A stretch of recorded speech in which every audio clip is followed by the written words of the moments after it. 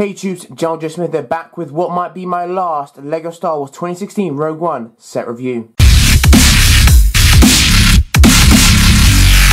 To finish off this line for, well, at least for the next few months, I've got the AT-ST Walker, set number 75153, age 814, because of 449 pieces, and is retailing for £40 or $40. Now, of course, Force Friday, it just happened literally a few hours ago from when I'm recording this. I mean, actually, I bought this earlier on eBay, although, of course, it didn't matter that much, considering I could buy it now anyway. But here we have the AT-ST Walker. As I said in the Let's Build, by the way, that will be down below. This is a very nice set. And of course, it's the first AT-ST we have had in years. The last time we got one of these, other than, of course, Microfighters and other stuff, was in the 2009 Battle of Endor. In my opinion, that one wasn't even really that good. Looking at it like here, I've got it, of course, I'm going to compare it later in this review. It's, you know, nothing compared to the size of this one. And really, it's just kind of a pathetic version, really. So the last proper version, a proper full-on set we had of the AT-ST was in 2006, 2007, I don't remember, but it was a very long time ago. So really, I'm a bit surprised it took them this long to remake it, because it's a very classic vehicle. We saw it in episodes 5 and 6, and it's just a big thing, almost as big as the AT-AT Walker. That being said, however, let's start. We've got some 3 very nice minifigures here, and we're going to start, even though it's dropped his weapon apparently, we're going to start with the AT-ST Driver. Our first minifigure we have is our AT-ST Driver, who of course pilots the actual AT-ST. We have had this minifigure in many other sets, but normally they are referred to as officers from this helmet, but we have seen them before. In fact, I think we got 2 of them in the Battle of Endor, although I'm pretty sure they were wearing mostly black. Nonetheless, this one is mostly in grey, and of course you can see, moving on to the legs, we've got this grey and black lines to represent sort of wrinkles and knee pads on the legs there, so very nice. Of course, as with many of these minifigures, you know, the ones that were predominantly one colour, there isn't really a lot LEGO can do, because there isn't a massive amount of detailing on the actual character. So of course LEGO has just tried to add in these sort of lines to give it that sort of extra layer of detail, if you will. But still very nice printing on the legs there. Of course it does match the torso and the back. Going up there, we can see also the belt down below there, so very nice, as well as the actual torso printing is also in that kind of grey colour to give the appearance of wrinkles, as well as on the back we can also see the same sort of thing. Moving along very nice. He does come with a blaster pistol, so that's very nice. He comes with flesh hands. I'm not entirely sure if that's common. For some reason, I feel like most of these officers came with like glove black hands, but I don't know. Anyway, the face printing might be somewhat different or might be the same. If it is different, then it is a very similar sort of thing before, but for some reason it looks a little different to me. It is double-sided. We got on this side the sort of smirking face, if you will. That, to me, that almost looks like a beard when it looks like that, but maybe when you put the helmet on. Oh, when you put the helmet on, it looks normal, but still. Anyway, kind of smirking face, because he's kind of evil, I guess, bad guy. And of course, you can see on the actual helmet, while the helmet itself is the same mold you've had before, we do get some binoculars or some, I don't know, glasses, not glasses, you know what I mean. Goggles, that's the word, on there, which we have, which we haven't seen before, but we did see in the film in like episode 6, so that's very nice. Of course, I presume this is the same sort of AT-ST we get in like the original trilogy in terms of design or stuff, but I don't actually know, so I'm just assuming all this is sort of the same thing we would see in episode 6 as well, so that's why I'm assuming this is all the same sort of stuff, if you know what I mean. I'm assuming a lot of stuff today. Nonetheless, a very nice minifigure. Of course we're going to get him. Of course the AT-ST does normally have 2 pilots, but this one unfortunately came with 1.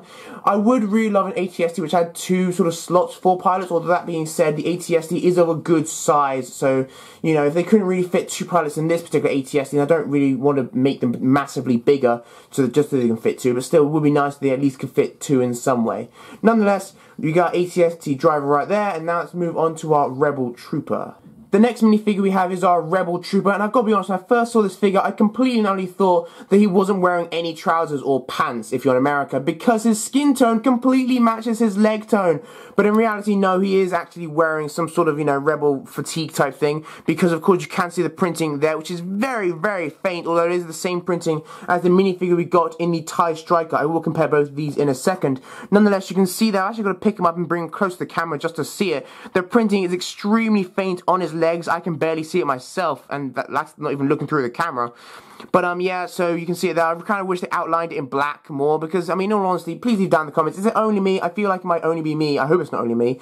But am I the only look on this minifigure and I thought that he wasn't wearing any trousers because his skin tone matches exactly?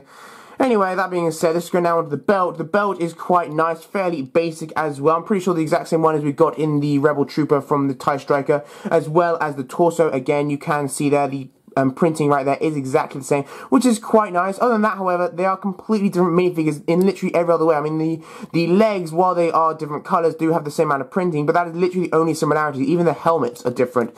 So we can see here the face printing is only one side of face printing. It's not a double-sided face, as you would normally expect. The face is sort of, you know, somewhat standard, what you expect for sort of a trooper, you know, in war kind of thing. And the weapon is the same one as we got in the TIE Strikers. That's a nice similarity quite there. Although the arms are a different color. This one, of course, goes with the actual torso, whereas this one is more creamy. And the helmet is also significantly different, which I very much like. I love the fact they got a different helmet for this minifigure. I think it looks really sick. You got the symbol on there, not rebel symbol. I don't know what it is. Some sort of symbol. Sorry. And you got the sort of, I don't know what that is, light or something. I don't know. Just a lot of detail here, which I'm a big fan of. And of course, you have the printing on the back again, exactly the same as we got in the TIE Striker Rebel Trooper. So a very, very nice minifigure. Looks incredibly badass in my opinion. I'm glad the fact we did get a different variant, not just the exact same one as this guy, because of course the thing about the Rebels that many people like, other than the Stormtroopers, rather than Stormtroopers, is the fact that the Rebels are different. You know, they have aliens and all sorts of things. They all look different. You know, more individuality. So I'm glad we got a somewhat different trooper. And I feel this could be a set that people may want to get a few of. Maybe not a massive amount. In my opinion, I'm definitely going to get a lot more of the hover tank. But the AT-ST is quite classic. And of course, we haven't seen that many. So I think some people will want to get a few of these. So it's very nice to be the fact we do get different Rebel Trooper to add to your collection. That being said, that's more or less it for the Rebel Trooper. I'm glad we got him. And I hope we get him more. Hopefully we'll get him in the battle pack next year, but we'll have to see until then. And now moving on to the last and probably the best minifigure of the set. I'm going to butcher this name, but I believe it's called Baze Malasus. Whatever, we'll just find out, I guess. Our last minifigure we have here is, and I'm so sorry because I'm going to butcher this name, Baze Malbus or something. I'm so sorry guys, as you can see I literally just tried to check the box to how you somewhat pronounce it, but as I said in my hover tank review, I've tried to stay away from spoilers about Rogue One as much as possible, which even means that I don't even know how to pronounce a lot of the names. I have to wait and see until I watch the film to know how to pronounce them. Nonetheless, Baze, this guy, whoever he is, I believe what I do know, he is a returning Clone Wars character. I think he was one of the main people in the Battle of Onderon at the beginning of Season 5, that kind of arc.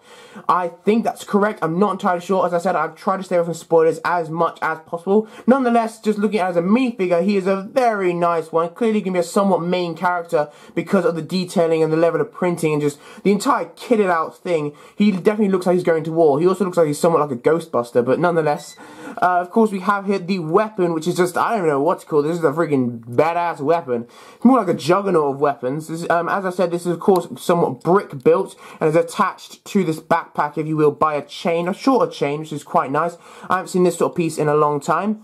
But as I said, this is brick built, and of course, it just holds it like so, just, you know, giving you a little 360 look of that. We've got this piece on top, which is very nice as well. Just this whole thing looks really so sick, quite frankly. As well as the backpack, which attaches, if I can take it off, attaches by this piece, which we have seen before. I'm not sure we've seen it before, but I know I have seen it before somewhere. It might be superhero sets. I think we might have got it in Star Wars sets. I don't entirely remember. But nonetheless, we've got this little brick-built backpack as well, which is also very nice. Although it's making him sit down is somewhat more difficult. Like, if you want to make him sit down in a cockpit where, you know, obviously he's more confined, it's somewhat more difficult, obviously, with this whole thing. But nonetheless, very cool. I believe in the actual film, from what I've seen from the very preliminary pictures, he does have longer hair. I presume they gave him significantly shorter hair because, of course, this backpack is here. But I don't know that for sure, but that might be the reason. Nonetheless, I still think he looks pretty sick.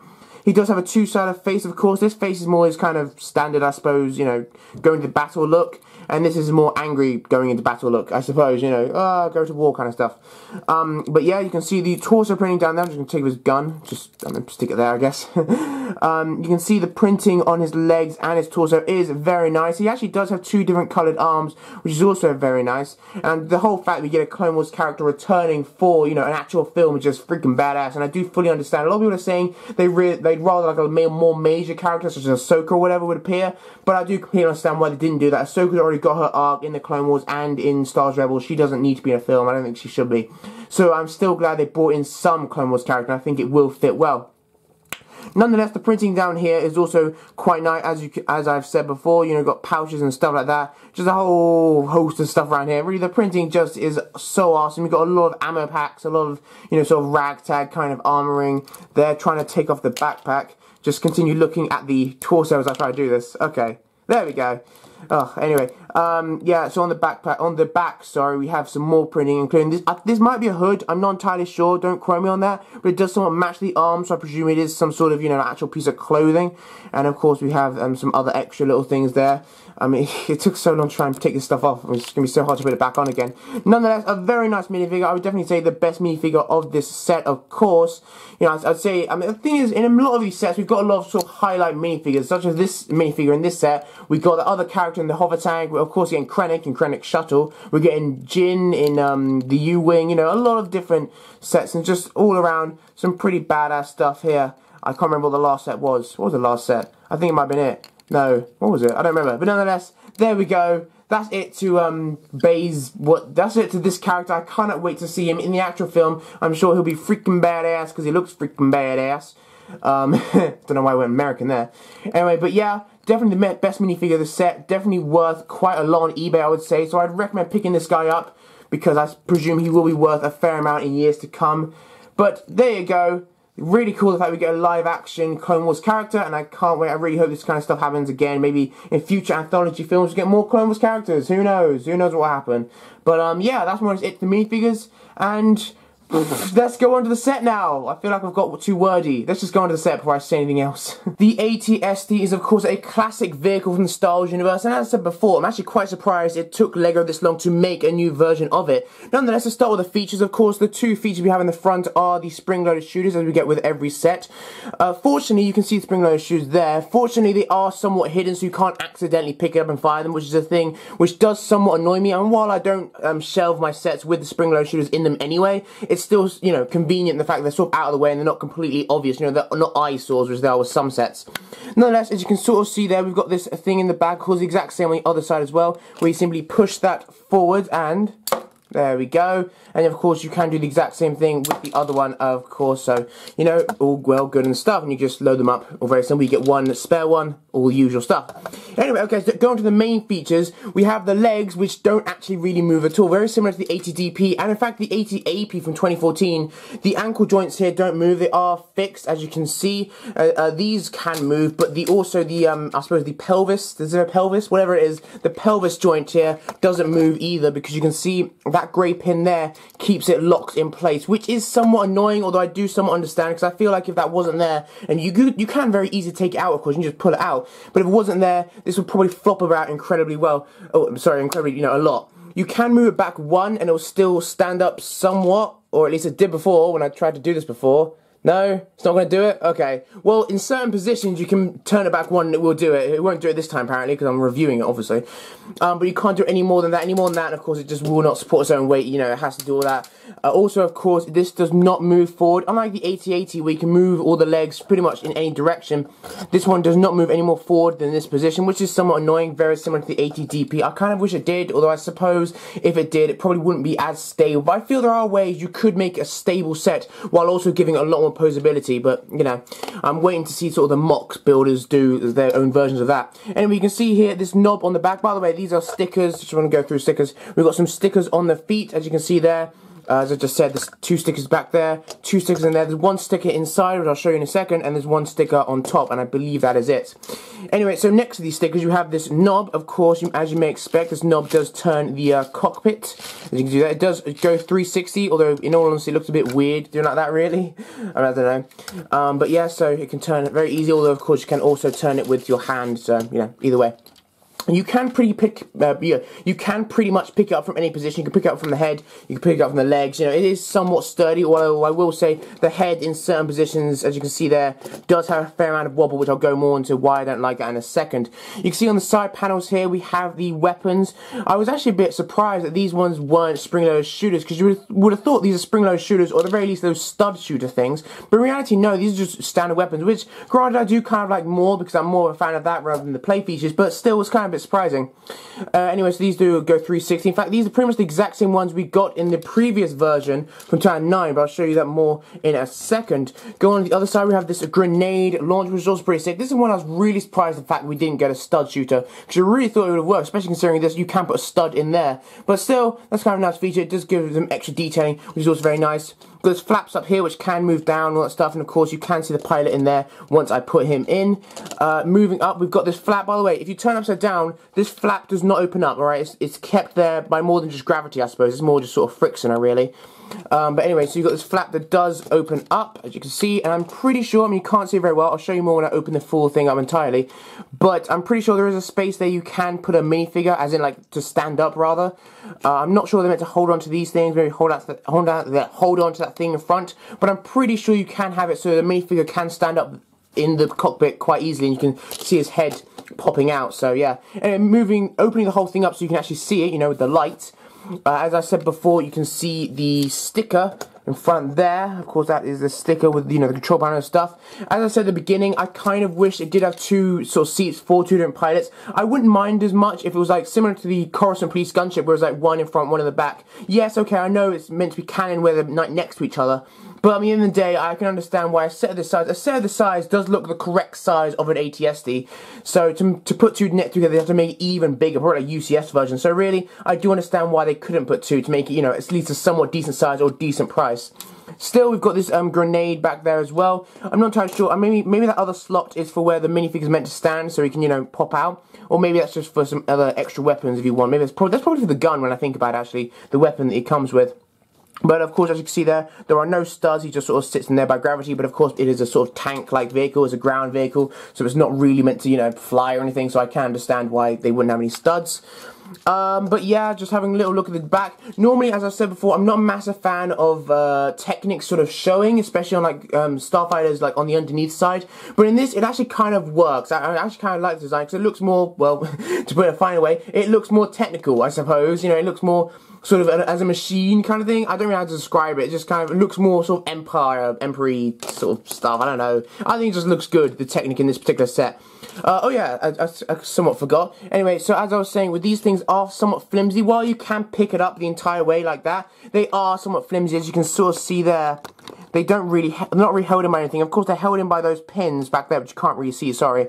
But they're, you know, just to sort of keep them from wobbling about, they are sort of just placed, not really held on, just placed on these sort of white, I don't know what the technical term is for these pieces, but you know what I'm talking about. So they are somewhat flimsy, and then you can see the gaps there. That's a little annoying. I mean, from a distance, and if you put it like in a mock or something, if you have a few of these in a mock, which I think is a big draw for the set as well, then yeah, it looks pretty good. You know, you don't really notice the, you know, the gaps or anything. You know, it's pretty good. You wouldn't really, it's not a big deal whatsoever. I mean, you can see, I suppose, the gaps in there, which is a little annoying, but you know, it's not the biggest deal. But, you know, like, for example, when I pick it up, you can sort of see, hopefully you can sort of tell what I'm getting at here. It is a little flimsy almost, because it's not held on massively well. I'm thinking more the Sandcrawler, the way that's held on. I can't really describe it. If you have a Sandcrawler, you know what I'm talking about, the way the side panels are attached. That'd be really, really cool. But yeah, of course, we have the main cannon in the front, you know, which does go up and down, very simple. Comparing it to the 2009 one, you can see size-wise, there's just no comparison. I mean, look at that. It's just ridiculous size. This is what I'm talking about when I say, yes, strictly speaking, I would say it's the last AT-ST we ever got, but I don't really count this as a proper one, because it's more like an add-on to a set. You know, the last proper one, in my opinion, we got was the one times 6 times 7. That was a somewhat decent size. Well, I think this one is also bigger than that one. Still, you can see here, the flap opens by gravity. You know, that's the thing that they've improved on this set as well. The cannons actually on the sides look very, very similar, although I think this one's also somewhat improved with these, like, panel pieces on the side there as well. Well, actually, this one, of course, had a flick missile. Do you remember when that was a thing, flick missiles? This one, however, does not. And the cannons in the front also look somewhat similar. But yeah, overall, you know, you've got some tiles as well, so comparing them. But of course, this one only has a single seat as well, but there's a lot less space in this one. So overall, of course, it's a significantly better set. I don't really think I need to say that. I think everyone's agreed it's a better set. And the thing is, for those people who are really annoyed the fact we only get one adjustable, like, posable thing, you know, like the other joints don't move. In contrast, this thing, you know, I mean, while, yes, of course, these ankles don't move either, these things here move, and look, I mean, they're just so, wow. So it's really a question, would you rather have this, or would you rather have sort of things that don't move at all? It's really the big question. Of course, I would much rather have this as a larger set. It's just freaking badass. You know, it's much better to have an army of these than an army of these. I mean, what are these? These literally are chicken legs, I would say. But by the way, if you have no idea what chicken legs are, that's kind of a slang term for these vehicles. But anyway, that's more or less it to the AT-ST, a very epic vehicle. I will be doing a comparison of it and the AT-DP in a later video. I can't promise when that will be out, probably in a few weeks' time. I don't really know. But at some point, it will happen. and it's come apart. It's broken. There we go. Anyway, that is this review. Pretty sick. Obviously, really, really badass vehicle. And I would like to get more, maybe, but maybe we'll see what happens. I'd rather get more of the hover tank, in all honesty. Still, let's go now onto the instructions of the box and include my review of the AT-ST Walker. The instruction manual is what you would expect for a set of this size. Going straight to the back, of course, we have the 2 pages of inventory right here. Nothing too special there. We have the Force Awakens video game. Very cool game. Check out some other gameplays if you really want to see it. It is a pretty cool game. And I would like to get it at some point. I think it's on sale now, so I might be able to pick it up, but we'll see what happens, really. We of course have the Master the Force app thing, which you can go onto the Lego site and sort of do something. I've never actually done these things in the back of any of the instruction manuals. But if you really want to, you can go back in there. There's no actual code, so I can't give you anything, but still you can go in the back of there, and it's all well and good. We have the 5 sets here, so I officially now reviewed these 3 sets, or the 3 cheapest sets actually. I'm not planning to get the U-Wing, as I've said, and the Krennic Shuttle I'll probably be getting at the, well no, I'm not going to say that. I might be getting at the end of the year, hopefully, but I will not promise anything, so I don't really know, but I would like to get out at some point. But these three are done, so from now on, after this set, it'll be different videos. Probably the Force Friday video will be after this one, and then future stuff like that. So if you want to see these 2 sets reviewed, I'd recommend going out, checking out other YouTubers, you know, some other good reviews out there. But yeah. Anyway, so we've got the minifigure inventory from this line. Some really nice minifigures there, of course. Unfortunately, because I won't be getting those 2 sets, I won't be getting some of the biggest minifigures, such as Krennic, or Jyn or the Death Troopers, although hopefully they will be coming a battle pack next year. I really hope they do. And also K2S, so I'd really like to get that as a minifigure, even though I've got the construction figure of it. Going to the back, we have 161 steps, or 91 pages of build.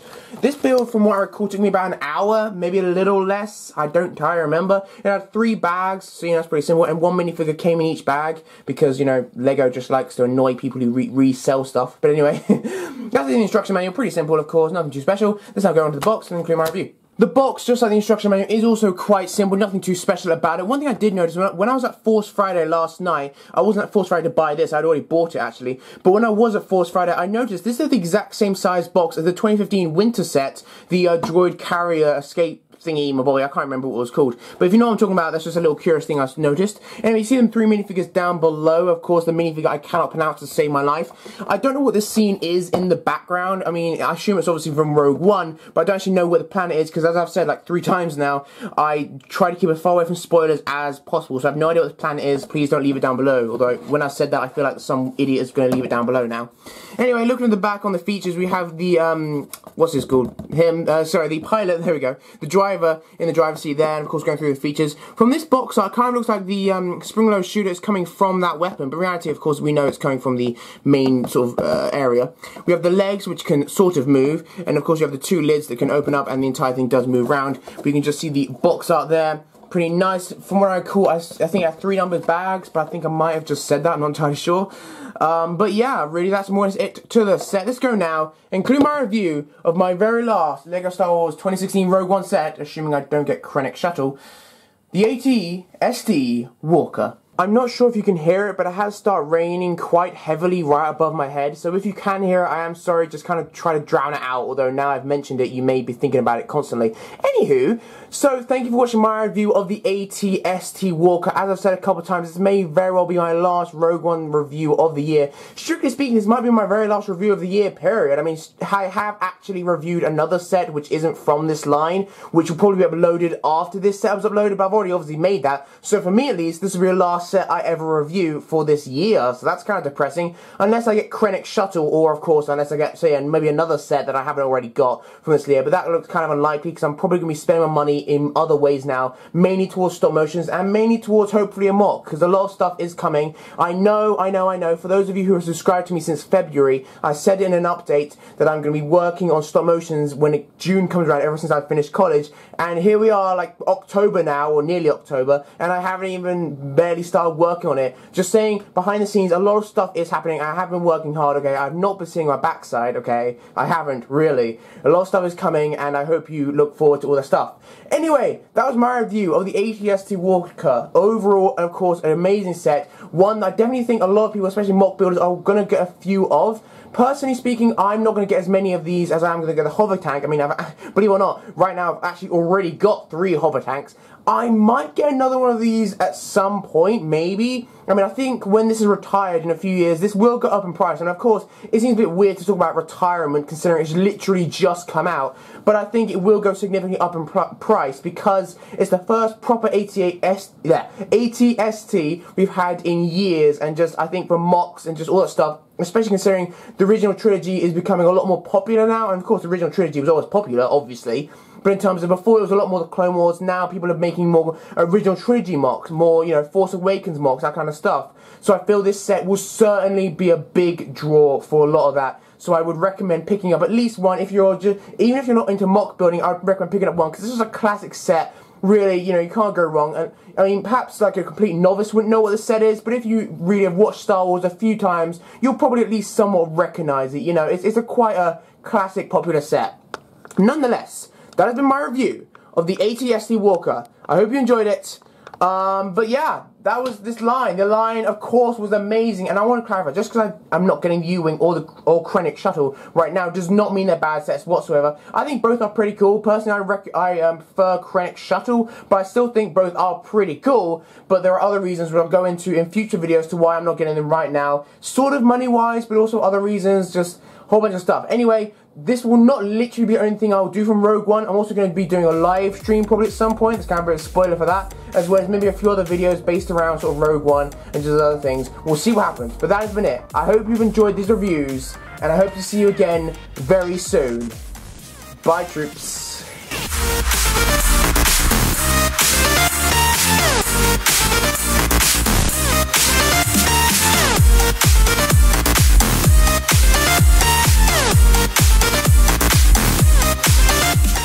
Nonetheless, it's nice to have, and there's a hair, god damn it.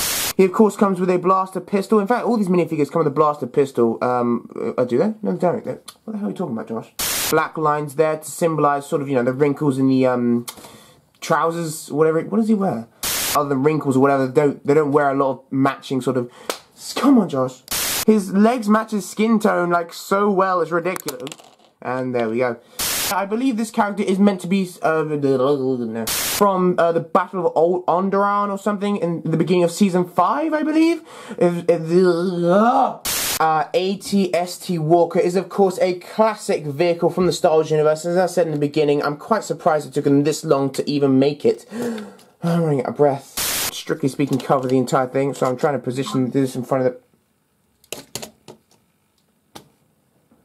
Did you have to text me right now? Really?